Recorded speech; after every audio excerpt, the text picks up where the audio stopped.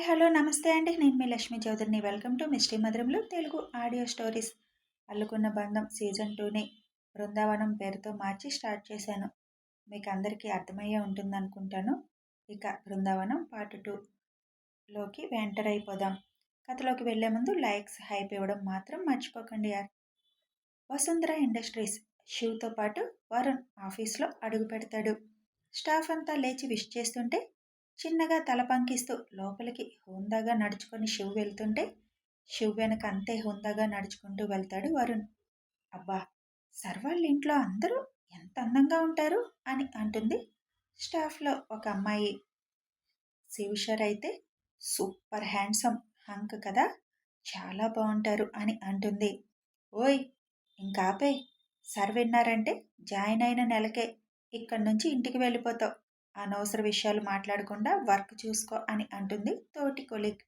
అదేంటి, కళ్ళుంది చూడడానికి, నోరుంది మాట్లాడడానికి, మనమేమి వాళ్ళ ముందు అనటం లేదు కదా, మనలో మనం మాట్లాడుకునే హక్కు కూడా లేదా అని అంటుంది ఆ అమ్మాయి. అప్పుడు ఉద్యోగం నుంచి పీకే హక్కు సర్ వాళ్ళకి ఉంటుంది. ఈ ఆఫీస్లోకి అడుగు పెట్టాక మాటలు పొదుపుగా వాడి పని ఎక్కువగా చేయాలి. ఆఫీస్ బయటకు వెళ్ళాక నీకు నచ్చినట్టు మాట్లాడుకో అని అప్పుడే అటు వెళుతూ ఆ అమ్మాయి మాటలు విన్న మేనేజర్ అంటాడు. సారీ సార్ అని అంటుంది ఆ అమ్మాయి. వర్క్ చూడు ముందు అని మేనేజర్ చెప్పి అక్కడి నుంచి వెళ్ళిపోతాడు. బాబోయ్, ఇక్కడ అందరూ సీరియస్గానే ఉన్నారు అని అనుకుంటూ వర్క్ చేసుకుంటుంది ఆ అమ్మాయి. శివ్ వరుణ్ని తీసుకువెళ్ళి వరుణ్ కోరిక మేరకు కొన్నాళ్ళు సాధారణ ఎంప్లాయీలా వర్క్ చేసి అప్పుడు కంపెనీలో ఎండీగా ఉండాలని అనుకోవడంతో ఒక ప్రాజెక్ట్లో వర్క్ చేయడానికి మేనేజర్ టీంలో ఉంచుతాడు. నువ్వు మాస్టర్స్ చేసి వచ్చావు వరుణ్, ఇంకా నువ్వు వర్క్ నేర్చుకోవాల్సిన అవసరం లేదు. కాకపోతే నువ్వు అడిగావని ఈ ప్రాజెక్ట్లో పెట్టాను. ఇదయ్యాక నువ్వు ఎండీగా బాధ్యతలు తీసుకోవాలి అని అంటాడు శివ్. తప్పకుండా అన్నయ్య, ఈ ప్రాజెక్ట్ చేస్తూ నీ దగ్గర కొన్ని టెక్నిక్స్ నేర్చుకుంటే నాకు ఇంకా టెన్షన్ ఉండదు అంటాడు వరుణ్. బిజినెస్లో ముందు ఊరికిన టెన్షన్ పడకూడదు. అలా టెన్షన్ పడితేనే తప్పులు జరిగే అవకాశం ఎక్కువ ఉంటుంది. ముందు టెన్షన్ అనే మాట ఉండకూడదు అని చెప్పి నువ్వు వర్క్ చేసుకో. ఏదన్నా డౌట్ ఉంటే మేనేజర్ గారిని అడుగు, లేదా నన్ను అడుగు అని చెప్పి శివ్ తన క్యాబిన్కి వెళ్ళిపోతాడు. వరుణ్ తన వర్క్ స్టార్ట్ చేస్తాడు. ఐషు వాళ్ళు హాస్పిటల్కి వెళ్ళేసరికి హరిగారు, కిరణ్ రెడీగా ఉంటారు. అంతా రెడీనా అన్నయ్య అని అడుగుతుంది ఐషు. హా ఐషు, అంతా రెడీ అని అంటాడు కిరణ్. సరే పదండి అని సెమినార్ జరిగే రూమ్కి వెళ్తారు అందరూ. అన్వేష్ని ఆ సెమినార్కి లీడ్ చేయడంతో అన్వేష్ ముందు మాట్లాడతాడు. తమ హాస్పిటల్లో కొత్తగా పేషెంట్స్ కోసం తీసుకునే కొత్త పద్ధతులు, వాటి వల్ల పేషెంట్స్కి జరిగే మేలు అన్నీ వివరించి చెబుతాడు అన్వేష్. తర్వాత మెడిసిన్ గురించి చర్చ మొదలు పెడతారు. సుదీర్ఘంగా మధ్యాహ్నం వరకు ఒక్కొక్క విషయం గురించి ఒకరి తర్వాత ఒకరు మాట్లాడుకుంటూ కొత్త విషయాలు తెలుసుకుంటూ సెమినార్లో బిజీ అయిపోతారు అందరూ. లంచ్ టైం అవడంతో 1 గంట సెమినార్కి బ్రేక్ ఇస్తారు. లంచ్ చేద్దాం అని అనుకుంటూ ఉండగా ఐషు సెల్కి డేంజర్ అనే మెసేజ్ వస్తుంది. అదే టైంకి అక్కడ శివ్ సెల్కి కూడా మెసేజ్ వస్తుంది. వెంటనే ఐషు కంగారుగా శివ్కి ఫోన్ చేస్తుంది. శివ్కి అర్థమైపోతుంది మెసేజ్ చూసి చేస్తుంది అని. వెంటనే శివ్ ఫోన్ ఎత్తి, కంగారు పడకు బుజ్జి, నేను చూసుకుంటాను అని అంటాడు. పిల్లలు కన్నా అని కంగారుగా అంటుంది. ఏమీ కాదు, నేను చూసుకుంటాను అన్నాను కదా అని ఫోన్ పెట్టేస్తాడు శివ్. శివ్ వెంటనే పిల్లలకు దూరంగా ఉండి గమనిస్తూ ఉండమని చెప్పిన సెక్యూరిటీకి ఫోన్ చేస్తాడు. అప్పటికే పిల్లల స్కూల్ బస్ ఫాలో చేస్తున్న సెక్యూరిటీ కార్ టైర్ పంచర్ అవడంతో అది మార్చుకొని వస్తున్నాం సార్, బస్ దగ్గరలోనే ఉన్నాం అని చెబుతారు. సరే, బస్ దగ్గరికి వెళ్ళి చూడండి అని చెప్పి శివ్ కూడా అక్కడికి వెళ్ళడానికి స్టార్ట్ అవుతాడు. సెక్యూరిటీ బస్ దగ్గరికి వచ్చేసరికి బస్లో పిల్లలెవరూ ఉండరు. డ్రైవర్ స్పృహ తప్పి పడి ఉంటాడు. వెంటనే శివుకి ఫోన్ చేసి, సార్, బస్సులో పిల్లలెవరూ లేరు సార్ అని కంగారుగా చెప్తారు. వాట్ అంటూ శివ్ సడన్ బ్రేక్ వేసి కారు ఆపుతాడు. అవును సార్, బస్సులో పిల్లలెవరూ లేరు. డ్రైవర్ని కొట్టి పిల్లల్ని ఎవరో కిడ్నాప్ చేసినట్టున్నారు సార్. డ్రైవర్ స్పృహలో లేడు. పిల్లల బ్యాగులు ఇక్కడే ఉన్నాయి సార్ అని చెబుతారు. శివ్ వెంటనే అక్కడ దగ్గరలో లేదా బస్లో స్మార్ట్ వాచ్లు ఉన్నాయేమో చూడండి అని అంటాడు శివ్. ఆషి చేతికి ఉండే స్మార్ట్ వాచ్ నుండి డేంజర్ అని మెసేజ్ వచ్చింది. అవి వాళ్ళ చేతికి ఉంటే ఈ పాటికి లొకేషన్ తెలిసేది. ఇందాక ఎక్కడ లొకేషన్ ఉందో ఇప్పుడు కూడా అదే లొకేషన్ చూపిస్తుంది. అది బస్ ఉన్న లొకేషన్. అంటే అవి కూడా వాళ్ళ దగ్గర లేవు అని డౌట్ వచ్చి చూడమంటాడు శివ్. ఆ వాచ్లు మాత్రమే కాకుండా మెడలో ఉండే చైన్లు కూడా బస్ ఉన్న ప్లేస్ దాటి కొంచెం ముందుకు వెళ్ళేసరికి అక్కడ దొరుకుతాయి సెక్యూరిటీకి. శివ్కి ఫోన్ చేసి చెబుతారు వాళ్ళు. శివ్ అనుమానమే నిజమయ్యింది అని, వాళ్ళ చేతికి లేవు అని, మెడలో ఉన్న చైన్లు కూడా లేవని. అప్పటికే ఐషు వాళ్ళందరూ సెమినార్ క్యాన్సిల్ చేసి ఇంటికి వస్తారు. శివ్ కూడా ఇంటికి వస్తాడు. ఐషు ఏడుస్తుంది అని తెలిసి మొత్తం శ్రీ, అన్వి ఫ్యామిలీ అందరూ శివ్ ఇంటికి చేరుతారు. అందరికీ శివ్ చూసుకుంటాడు అని నమ్మకం ఉన్నా పిల్లలు చిన్నవాళ్ళు ఎలా ఉన్నారో అని భయపడుతున్నారు. శివ్ ఇంటికి వచ్చేసరికి ఐషు ఏడుస్తూ ఉంటుంది. శివ్ని చూడగానే కన్నా, నా పిల్లలు ఎక్కడా అని అడుగుతుంది. నువ్వు కంగారు పడకు బుజ్జి, వాళ్ళకేమీ కాదు, నేను వాళ్ళని తీసుకువస్తాను అని అంటాడు శివ్. అంటే ఇంకా వాళ్ళు ఎక్కడున్నారో తెలీదా? నువ్వన్నీ ముందే తెలుసుకుంటావు కదా. అసలు పిల్లలు మిస్ అయ్యే వరకు ఎందుకు తెలియలేదు నీకు? నాకు నా పిల్లలు కావాలి కన్నా అని శివ్ గుండెల మీద కొడుతూ ఏడుస్తుంది. శివ్ ఐషుని కూర్చోబెట్టి కళ్ళు తుడుస్తూ, ముందు నువ్వు ఏడుపు ఆపే, వాళ్ళకేమీ కాదు, నేను చూసుకుంటాను అని చెప్పాను కదా అని అంటాడు శివ్. శివ్, అసలు ఎవరు తీసుకువెళ్ళుంటారు అని అడుగుతారు రావు గారు. తెలియదు నాన్న, మొత్తం బస్సులో ఉన్న 10 మంది పిల్లలు లేరు. పిల్లల్ని కిడ్నాప్ చేసే గ్యాంగ్ ఏమైనా ఈ పని చేసి ఉంటుంది అని అంటాడు శివ్. నువ్వింకా ఇక్కడే ఉన్నావేంటి కన్నా, వాళ్ళు ఎక్కడున్నారో వెళ్ళి తీసుకురా అంటుంది ఐషు. బుజ్జి, వాళ్ళ బ్యాగులు, స్మార్ట్ వాచ్లు, మెడలో ఉన్న చైన్లు కూడా ఇప్పుడు వాళ్ళ దగ్గర లేవు. అందుకే వాళ్ళు ఎక్కడున్నారో ట్రేస్ చేయడం కొంచెం కష్టమవుతుంది. ఇక ఆయు నాకు సిగ్నల్ ఇవ్వాలి, దానికోసమే ఎదురు చూస్తున్నాను. పోలీసులు ఆల్రెడీ వాళ్ళ ప్రయత్నం వాళ్ళు చేస్తున్నారు అని అంటాడు శివ్. అలా అయితే నా పిల్లలు ఎక్కడున్నారో నీకు కూడా తెలీదు. నువ్వన్నీ ముందే ప్లానింగ్ చేస్తావు కదా కన్నా. మరి పిల్లల విషయంలో ఎలా మిస్ అయ్యావు? చాలా జాగ్రత్తగా ఉంటావు కదా అని శివ్ గుండెల మీద వాలి ఏడుస్తుంది ఐషు.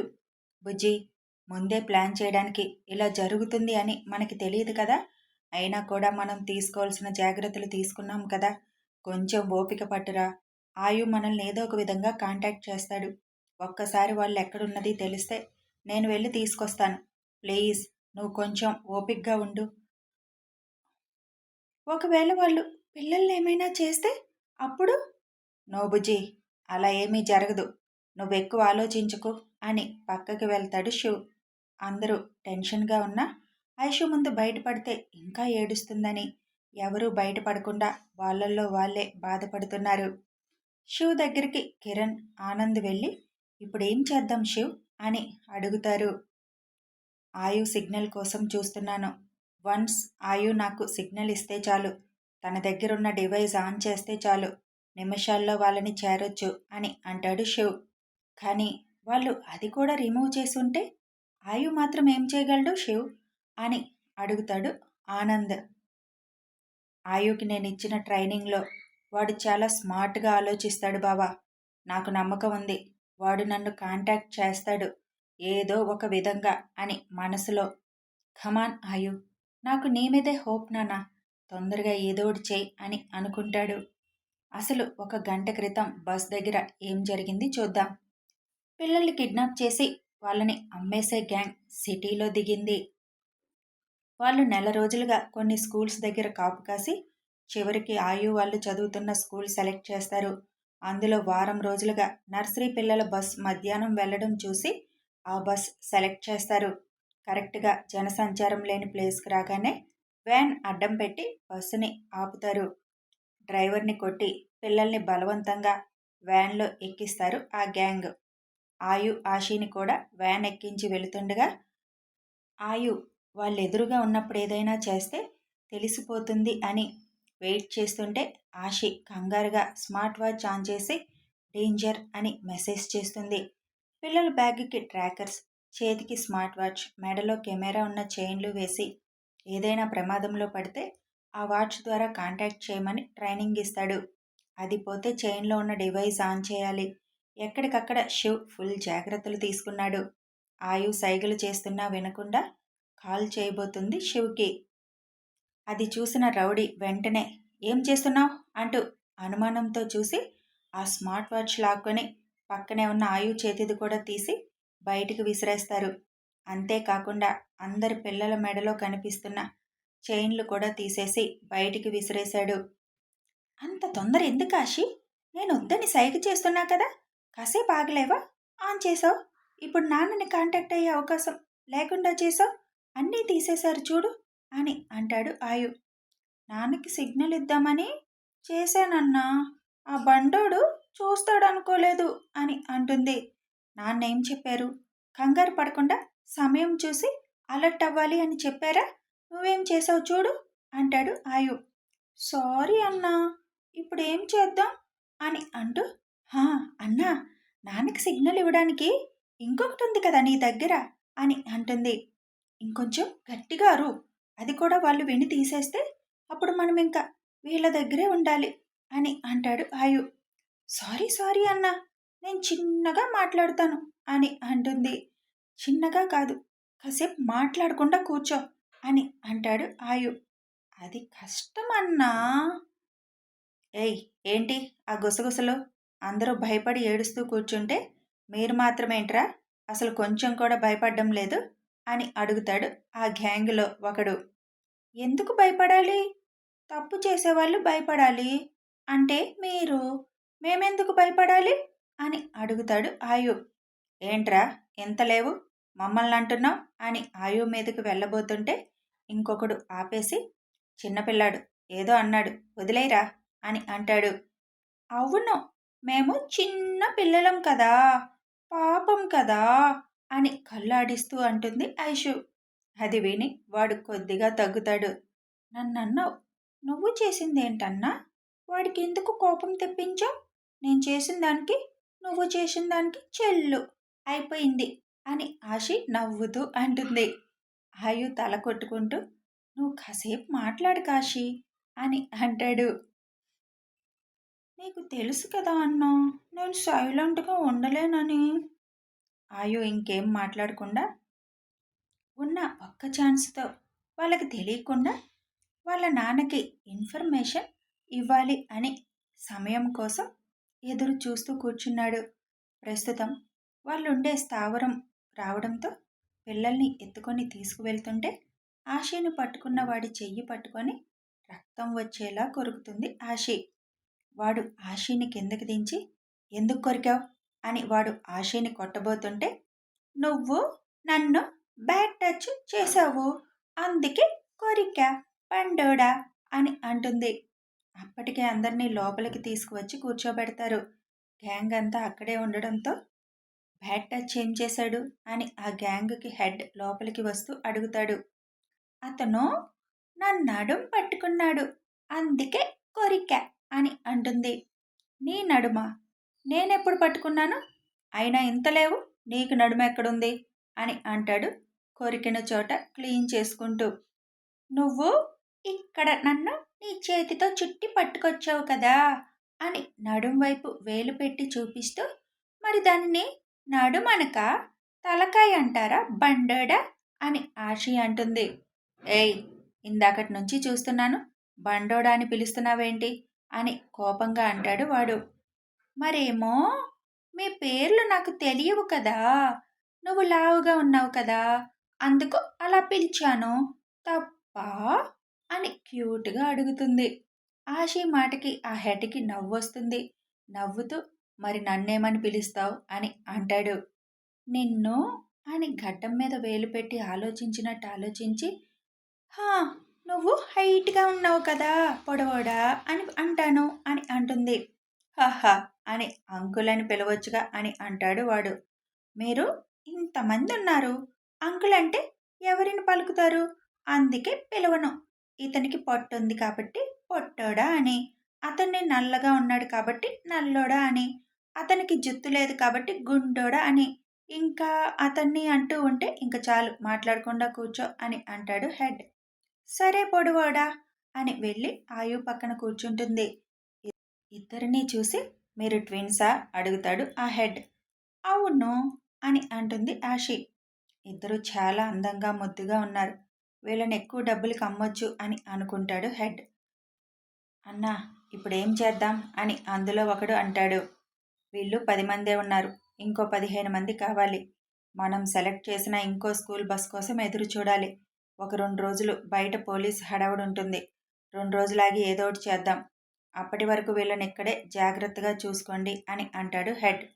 హెడ్ వెళ్ళిపోతుంటే పొడవోడా పాపం పిల్లలం కదా మాకు ఆకలి వేస్తుంది కదా ఏమైనా పెట్టాలని తెలియదా అని అంటుంది ఆషి. వాళ్ళకి ఏదో ఒకటి పెట్టండి అని అంటాడు హెడ్. ఏదో ఒకటి కాదు బిర్యానీ కావాలి. అసలే మా పెద్ద నానికి చెప్పి వచ్చాను నాకు చికెన్ బిర్యానీ చేసుంచమని. మీరేమో ఇక్కడికి తీసుకువచ్చారు.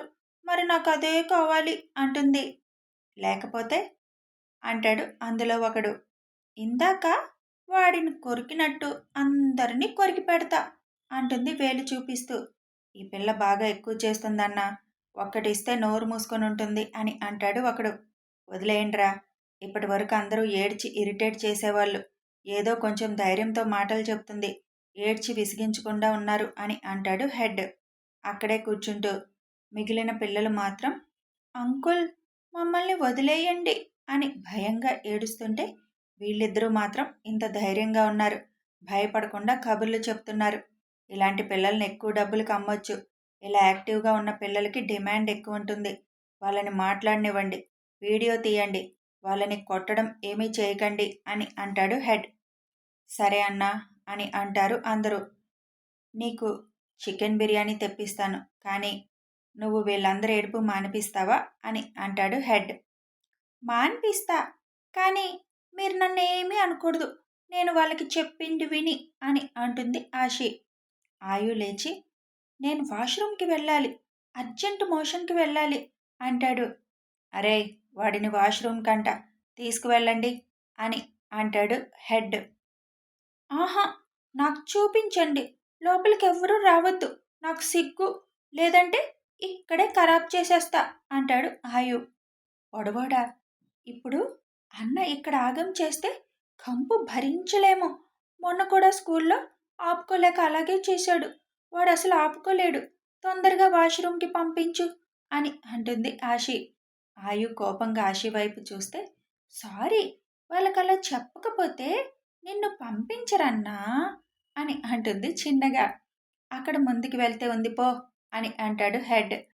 ఆయు ఆషి వైపు చూసి నేనొచ్చేదాకా జాగ్రత్త అని కళ్ళతోనే చెప్పి పరుగున వెళ్తాడు.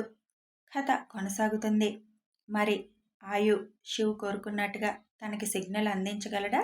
శివ్ వీళ్ళ దగ్గరికి చేరగలడా? ఆయు ఆషి చేసే అల్లరి చూడాలి అంటే కథని ఫాలో అయిపోండి. లైక్ చేయండి, షేర్ చేయండి, కామెంట్తో మీ అభిప్రాయాలు తెలపండి, సబ్స్క్రైబ్ చేసుకొని సపోర్ట్ చేయండి. Thanks for watching and listening.